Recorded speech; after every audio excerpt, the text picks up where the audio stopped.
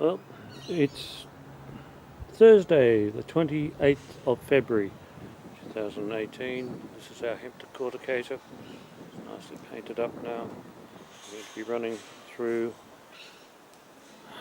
some of this hemp as a demonstration to all the people from the hemp conference that the machine works. It'll be about 30 here. 32, 28 tonight, 32 tomorrow. Okay.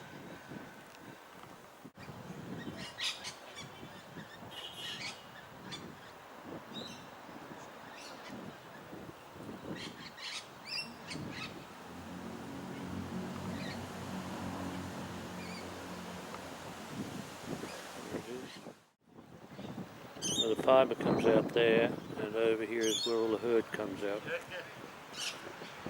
There are a whole lot of the people coming.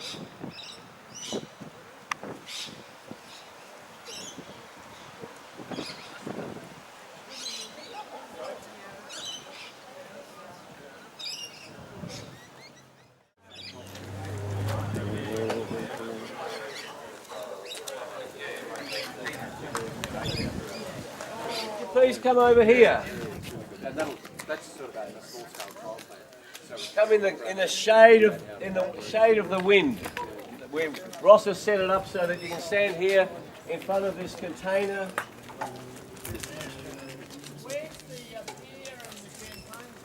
That's really correct. Now, Ken, you get special leave. You can sit at the front. Now, I have here 5 booklets that I want to take you through, so we have to spread this between 30 people somehow. Okay?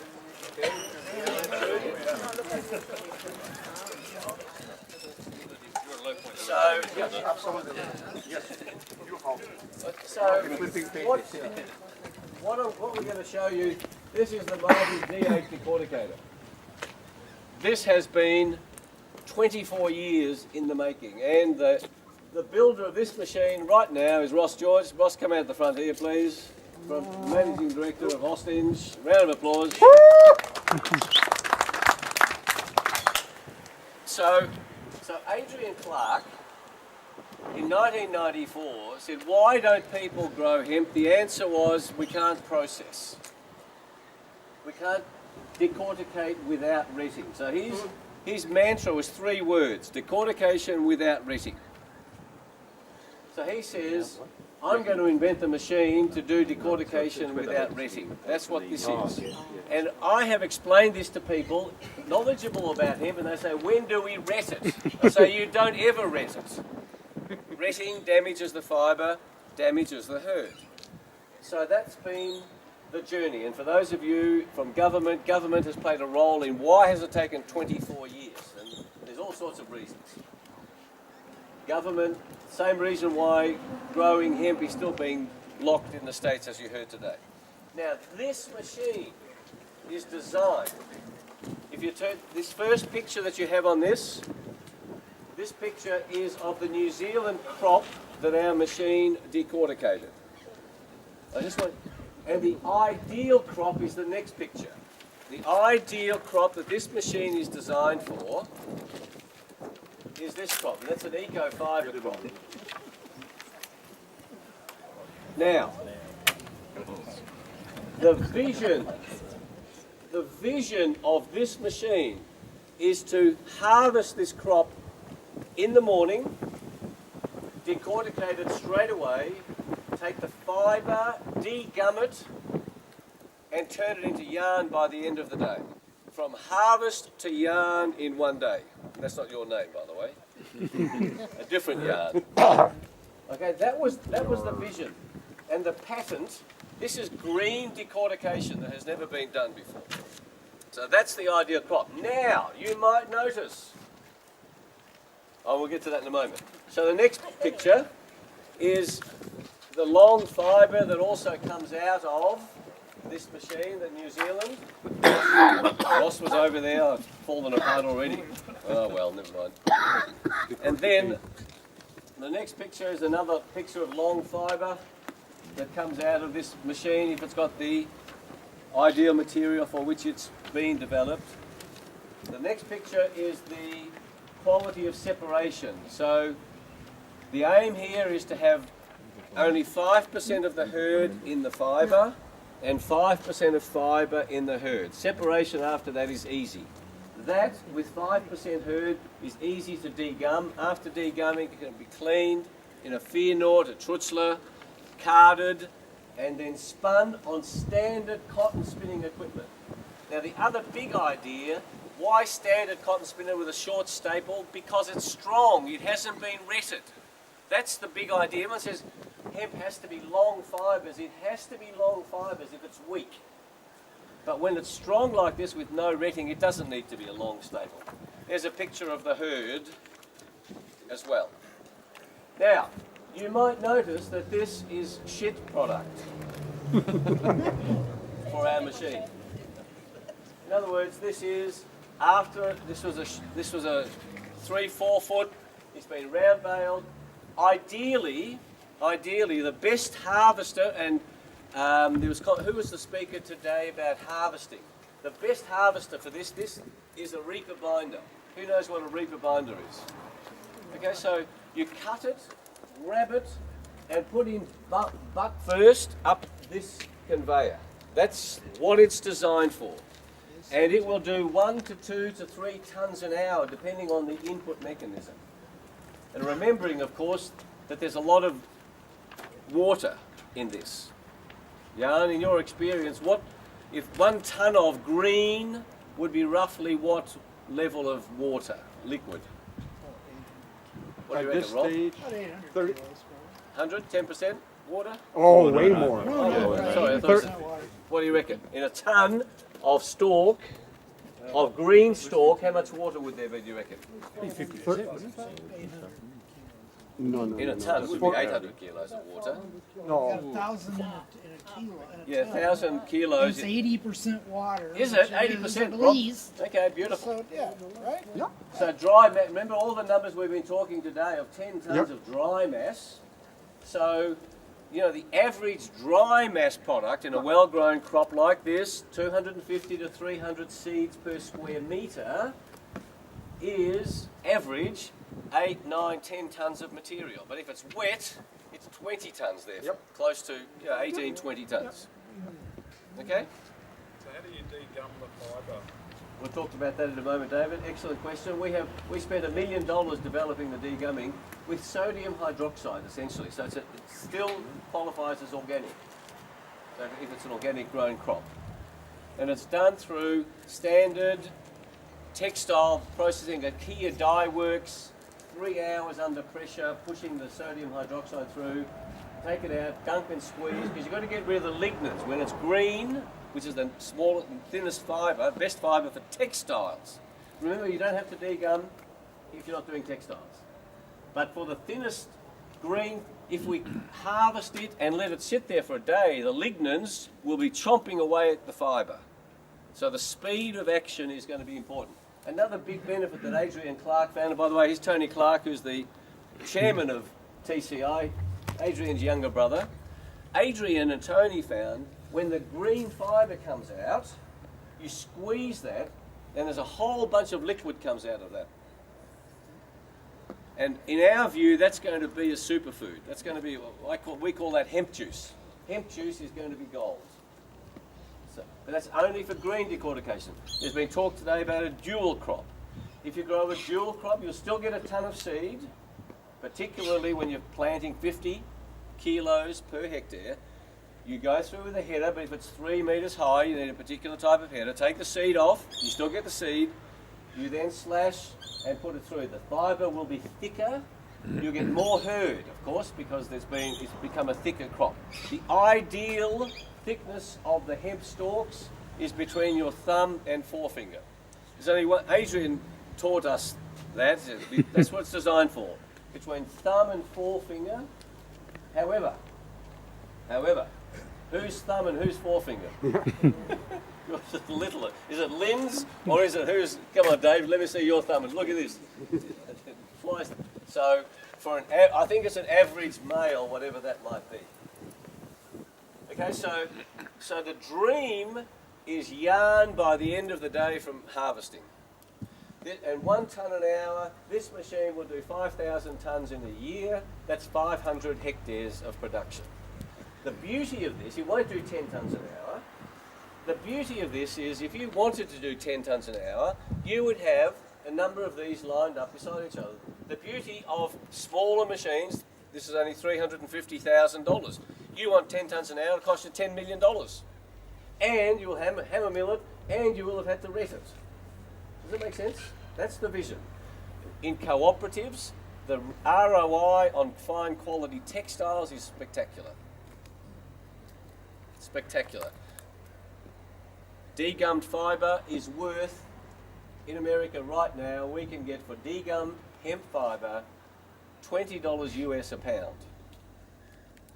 $20 US a pound. That's 56 Australian dollars a kilo. 56. And remember I talked about the Patagonia jeans? If you buy a pair of jeans, 600 grams, and those of you wearing jeans, there's 600 grams of fibre in that. And if you're selling it at the right price, $200 for a pair of jeans, you can afford raw material, degummed fibre at $56 because you can still make a wonderful return. Our philosophy around this is for farmers to earn more money. We are not in this game. TCI will stop doing this if farmers are screwed. So our driver is for farmers to be successful. Does that make sense? Successful farmers, that's been Adrian Clark's whole driver for this difficult journey. Any questions before Ross is going to do some safety things and then we're going to demonstrate this. So, David. is it possible, like doing it green, is that just like superfine wool? Yes. Right, so the bulk of the, like say 95% would be done dry, is that right? No, it depends on the markets because Adrian successfully got Ralph Lauren, who else was it?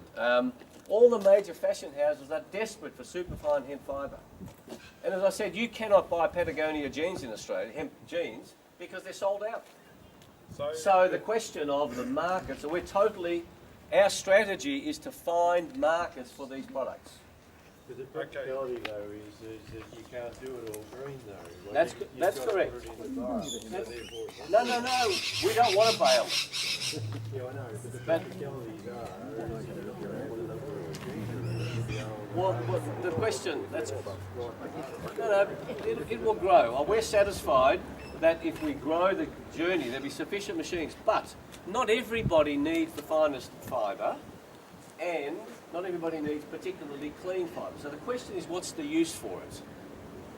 So if you're using it for herd, if you're using it for hempcrete, right? You want the herd to be clean. So on the herd, you then have to dry the herd in that situation. If it's And green, the fibre. if it's green, and the And fibre. the fibre. And the fibre. What's the correct. cost of drying? That's correct. If it comes out wet, you squeeze it, get the hemp juice, then you have to dry it. There are Irish fibre drying machines that will do 10 tonnes an hour. There's an Australian guy who was at the conference last night that does dryers in this space. Agri dryers. Adam Montgomery was his name. Adam Montgomery, excellent. So you would have to dry it. Okay, so just to be clear, because they're all extra costs. Yes. So it's like a superfine wool products that you're saying. So if you want to put your hemp stalks into superfine wool equivalent, Yes. then you do it green and Nice. have the associated costs of extra heating and drying. That's correct. And if you then don't the need rest- superfine, normal textiles, denim, for example, if you're making denim, then you can have a dual crop. Let it go to seed, take the seed, sell the seed, and then harvest the stalk. So then the rest of your crop you'll just do dry. Correct. So I've seen crops in the Hunter Valley that are 20 to 40 mil in diameter. Yes, So this is not that's designed. bigger than my thumb. Correct. This is not designed for that. Right. It's not designed for it. It'll handle it. So you start, because Ruth, I think, no, who was I talking to you about South Australian situation is similar. They're getting stalks like that thick, seriously thick, and there's no gap in it. It's solid. So that's true. Send some over and we'll give it a try. You won't? Send some over and we'll give it a whiz. We'll give it a whiz, yeah. So Adrian said it would do it, no dramas. Of course, you get more herd out of that in terms of percentage terms. How much, sorry? And what's the availability? Ivan, The availability? availability is available. This one particularly is available. Oh, obviously a discount for demo. No, this is brand new. This is available. And this is available. This is available. So, you know, we're happy to keep this machine in Australia. I'll mention some features about it in a moment, but first, let's run it, okay? Yes, Chris. So the harvesting side of it, so in New South Wales we don't really have any harvesters that can do what we're saying, like take the tops off. Yes, the header. Have you got harvesters here in Victoria or South Australia or anywhere that can do There are harvesting solutions. Class makes a reaper binder for the hemp industry, but for shorter stalk. This problem of harvesting, the reaper binder is old technology. It was replaced by round baling. We don't want a round bale, so the reaper binder, the Ukrainians, where's Jeff? He's not here, is he? No. The Ukrainians, they've developed a magnificent reaper binder that will do precisely what we want it to do. We've got the plans for it. They will build. They want to build 10 of them for us. They don't want to build one. So the solutions are there as the industry grows to do this solution. But most people in Australia are focusing on grain. So this type of stalk is not available. We can't get this type of stalk. So it's chicken and egg. Well, that's only because the processing and Thought about making that self-propelled. Yeah. So our dream, our dream in this, okay, here's the dream. So they tried? You know, any input that you can give us from anywhere around the world, our dream is to get an order from a company like Patagonia that says, we want 100 tonnes of hemp fibre from you a week. That's the dream. What we're trying to do is to generate market demand. Give us the order, we'll fulfill that, because if a strong company gives us the order, we would then come to the farmers. We go to you, Dave, Tom, we go to you, we say, listen, grow us this, here's the hemp seed. That's the ideal game. So as this industry grows, TCI is working on generating market demand, so that market demand always exceeds supply. Why? Because we're not interested in this industry. Farmers don't make good money. That's what our driver is. And the markets tell us we're not interested in hemp because you guys can't produce it. That's what they tell us. But now there are companies that have an environmental problem. So I'll give you, I haven't got my, we talked about other hemp products tomorrow. We've got a magnificent product from this fibre for weed matting. We can take black plastic weed matting totally out of the environment. So plastic is a huge problem in the environment. If we start to deal with companies that want to reduce their plastic usage, bang, we're there. So to get that as a strategy, get market demand, give us the check, we will solve your problem. And then we would come to the farmers and ask you to grow. Where's the manufacturing done, or is that where you get the product to in the raw state?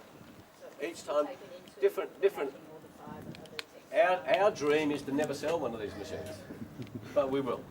So if we get the order from, for example, a plastic replacement business, okay?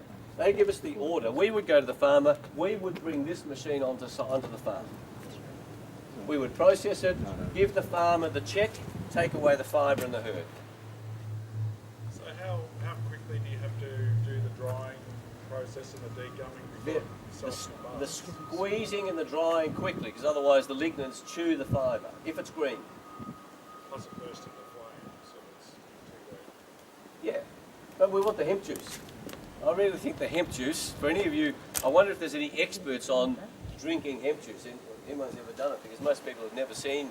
Have you, Robert, A tasted lot hemp of juice? anecdotal evidence from alternative feeders in America, Yeah, both medicinally and nutritionally. yeah.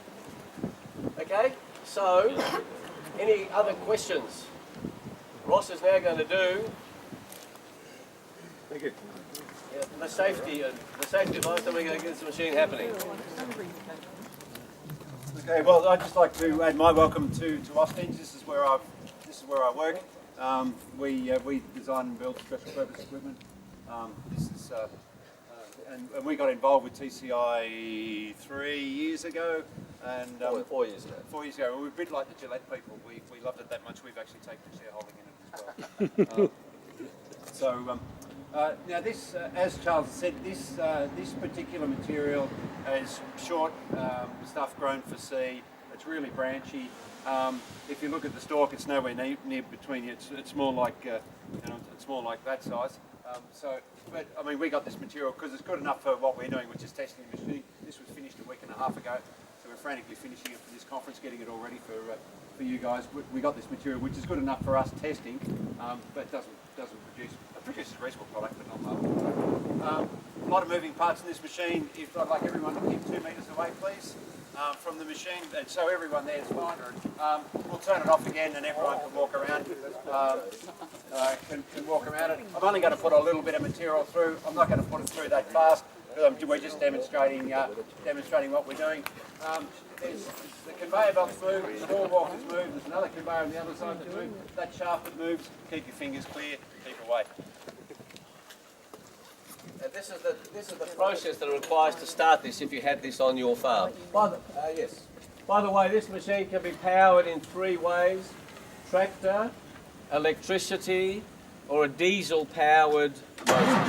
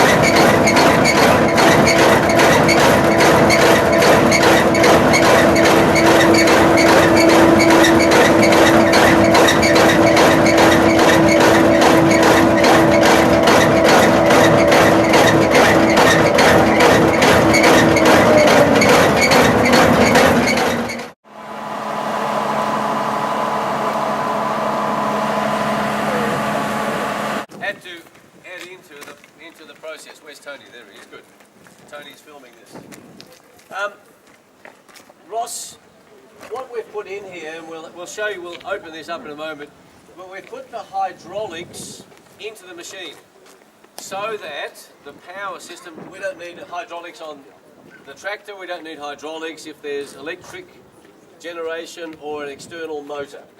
Secondly, there's a whole bunch of safety regulations that had to be added to this to make it much safer for usage. Thirdly, from the journey, there are a whole bunch of other enhancements that have happened into this machine that is now commercial ready.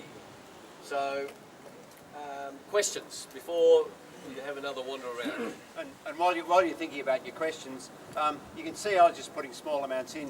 If you're running this in a production sense, that you'd have that feeder would sit right next to the conveyor. You'd just be rolling it off straight into the conveyor, so you'd be using the full width of the conveyor. I was just doing what I was doing for demo purposes. You can see from the bale it was really knotted and matted. You know, the straight stalk that we put through in New Zealand. You know, you just put that on and it just sails up through the machine. And you can round bale short stuff that's all mixed up, or you can round bale material that's 2 to 3 metres long. So it comes off much better, but the best product is a straight stalk. Just one observation, the herd length seems to be fairly large. Can you... That's because of this material. Okay. Can you, but could you variable? Yes, we can. We can vary the machine to produce that herd. And then secondly, on a simple grading table, so Darren Christie has done many years of work on this, on a simple grading table you can sort out so you get the herd quality that you want. Right. Now there are 3 products coming from this. What are the 3 products? Fiber, herd, and juice. No, not juice. In the dry material. Dust. Fibre, herd and dust. And when you have a look at the exhibits tomorrow, we've got some plastic replacement materials there when you make dust, you mix that dust with water, make a paste, you make extraordinarily strong materials. Have a look at the exhibit tables, particularly with the AIHA table and the Margaret River Hemp Co. And that drum that's on one of those tables, that's made out of pure micronized hemp fibre and water. Okay. It's amazing. The dust is valuable. That's why we prefer this to be done inside with a dust extractor. Rod.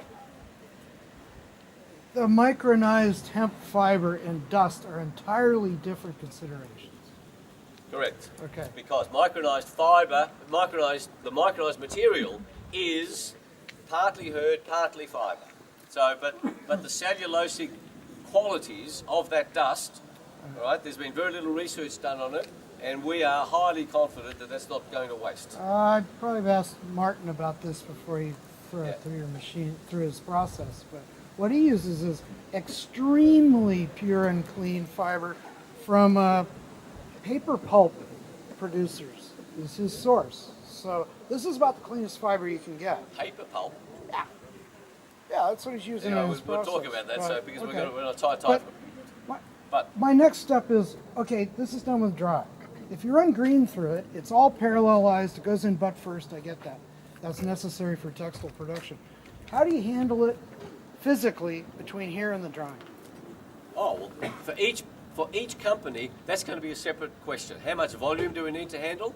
Because we position this in the middle. There's materials handling to get it into the machine. Right. There's materials handling after. If you're putting a ton of material through, you've got to get rid of 700 kilos of herd and 300 tons of fibre. Now, Ross, give us your views. I was going to say, as an engineer, what I'd do, because handling costs money, so I'd be coming straight out of the end of that, straight into your degumming. So literally go straight into your degumming baths.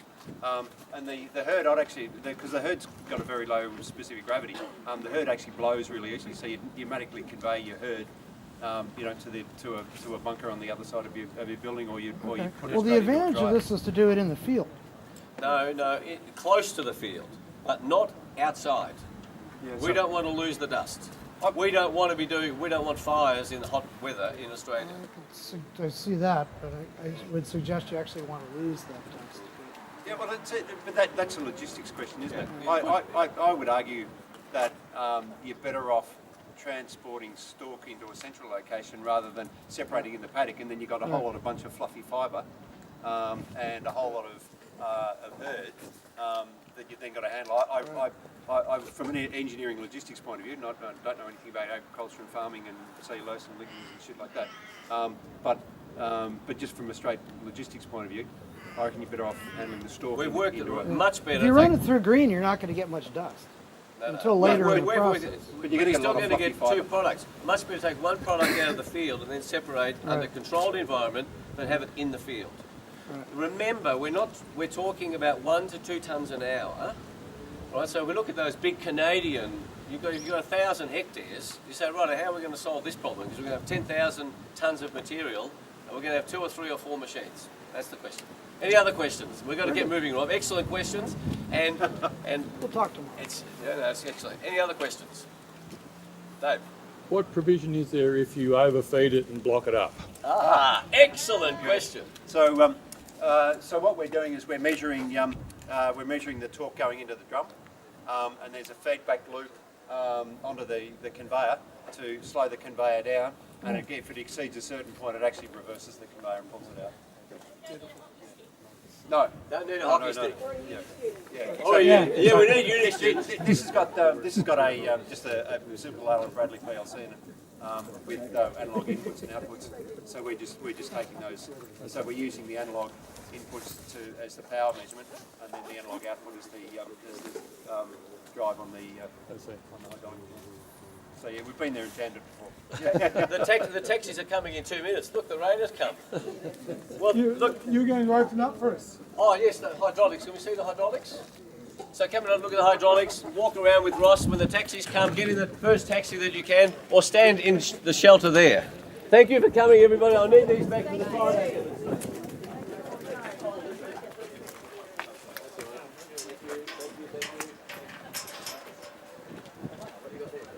What's If your you want to horsepower? we've got some fibre over there if you'd like to take some samples. You're most welcome. There's fibre.